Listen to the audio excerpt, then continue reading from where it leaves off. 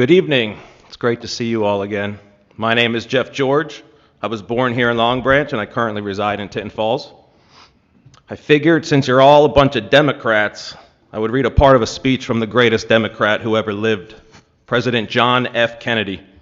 He said, "The very word secrecy is repugnant in a free and open society, and we are, as a people, inherently and historically opposed to secret societies, to secret oaths, and to secret proceedings. We decided long ago that the dangers of excessive and unwarranted concealment of pertinent facts far outweighed the dangers which are cited to justify it. Even today, there is little value in opposing the threat of a closed society by imitating its arbitrary restrictions. Even today, there is little value in ensuring the survival of our nation if our traditions do not survive with it. For we are opposed around the world by a monolithic and ruthless conspiracy that relies primarily on covert means for expanding its sphere of influence, on infiltration instead of invasion, on subversion instead of elections, on intimidation instead of free choice, on guerrillas by night instead of armies by day. It is a system which has conscripted vast human and material resources into the building of a tightly knit, highly efficient machine that combines military, diplomatic, intelligence, economic, scientific, and political operations. Its preparations are concealed, not published. Its mistakes are buried, not headlined. Its dissenters are silenced, not praised. No expenditure is questioned, no rumor is printed, no secret is revealed." Those were the words delivered by John F. Kennedy on April 21st, 1961, shortly after the failure of the Bay of Pigs. The Bay of Pigs invasion was a failed coup d'etat conducted by the CIA, one of many coups d'etats the CIA orchestrated in Latin American and Middle Eastern countries.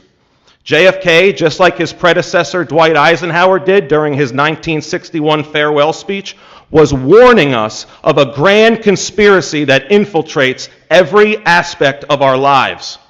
The great Henry Ford talked about this grand conspiracy in his book titled "The International Jew, the World's Foremost Problem." He called this conspiracy international organized Jewry. They control the military-industrial complex, the news media, the music industry, Hollywood, big tech, big pharma, and all the big banks and central banks around the world. They control the ultra-processed food industry, specifically designed to make us all sick. They own and control all the smut and filth used to subvert Christian society. They were responsible for both world wars. They were responsible for the attacks on 9/11. They were responsible for the COVID pandemic and the poisonous injection that they falsely labeled a vaccine. They were responsible for Jeffrey Epstein and the child sex ring operation that was used to control U.S. politicians, celebrities, and billionaires through blackmail.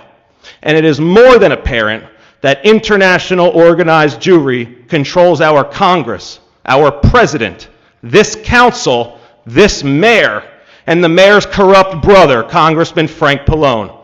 Whether it be through blackmail or bribery, I cannot be certain, but it is obvious you people have been compromised. Your allegiance is to a foreign nation and not to America.